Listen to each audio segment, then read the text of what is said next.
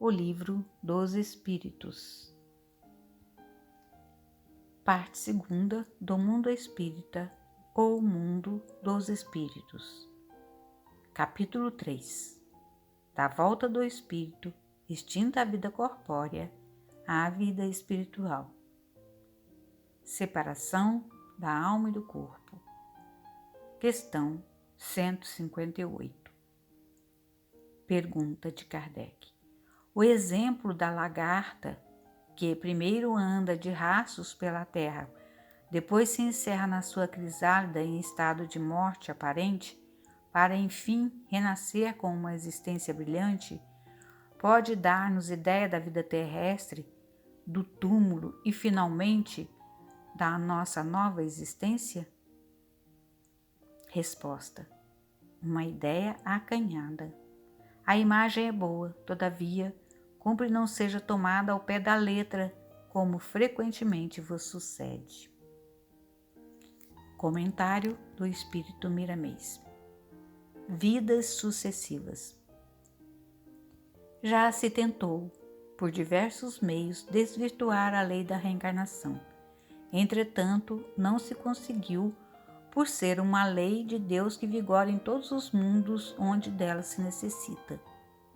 A comparação da lagarta com a crisálida já nos mostra a ideia mal formada sobre a reencarnação, confundindo-a com a definição de ressurreição. O espírito atento, porém, acha a figura boa, mas incompleta na sua estrutura. A lagarta transforma o próprio corpo físico em borboleta, e no caso da reencarnação, lei divina no meio humano, o espírito deixa um corpo para depois renascer em outro diferente em diferentes grupos familiares.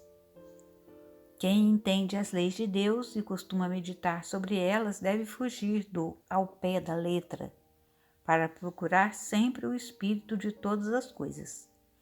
Já escrevemos a lures essa mesma frase, mas achamos conveniente repeti-la. Quando pensarmos, falarmos e escrevermos, lembremo-nos sempre da universalidade das coisas. Não nos deixemos prender por fatos ou ideias estreitas. Não neguemos as coisas que desconhecemos. Coloquemo-nas nas mãos do tempo, que ele sabe selecionar, entregando-nos a verdade que sempre fica de pé em todas as lutas ideológicas. Quando alguém nos trouxer ideias novas que desconhecemos, não nos deixemos ser tomados pela irritação, nem a neguemos porque a desconhecemos. Mantenhamos a serenidade diante de tudo que se movimenta e cresce em nossa frente, porque somente a vontade de Deus permanecerá para sempre. Usemos da oração na seleção dos conhecimentos, porque Deus nos ajuda por meio dela mais diretamente.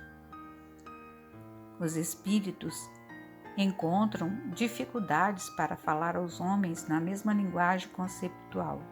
Entretanto, nunca deixam de tentar para que a verdade se estabeleça sem violência na mente e no coração dos seres da terra. Os homens frequentemente dão má interpretação às ideias que assimilam do mundo espiritual elevado, mas isso é uma luta que deve continuar.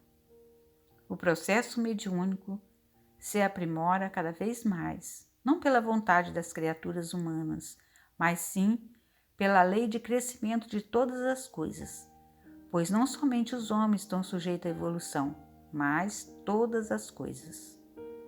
O universo é uno em todos os seus aspectos de expansão e é como que o corpo de Deus. As almas da terra estão tão ligadas a ela que por vezes negam certas leis que regem e comandam a elas próprias, como é o caso da reencarnação. O que estaria fazendo a inteligência que manobra o raciocínio em mínimas coisas ao deixar escapar uma verdade fundamental para a vida, para a justiça e a esperança? O que devemos pedir a Deus nas orações é compreensão, porque quem compreende vive melhor. O mundo está passando por crises de todos os matizes, não por lhes faltar algo, mas por orgulho, vaidade e egoísmo, que dominam os corações de grande parte dos dirigentes da terra, faltando-lhes desprendimento em favor dos que sofrem mais.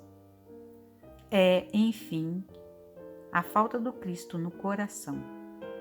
Eles não deixam lugar para Jesus no comando dos sentimentos, pelo fato de amarem mais a mentira que a verdade.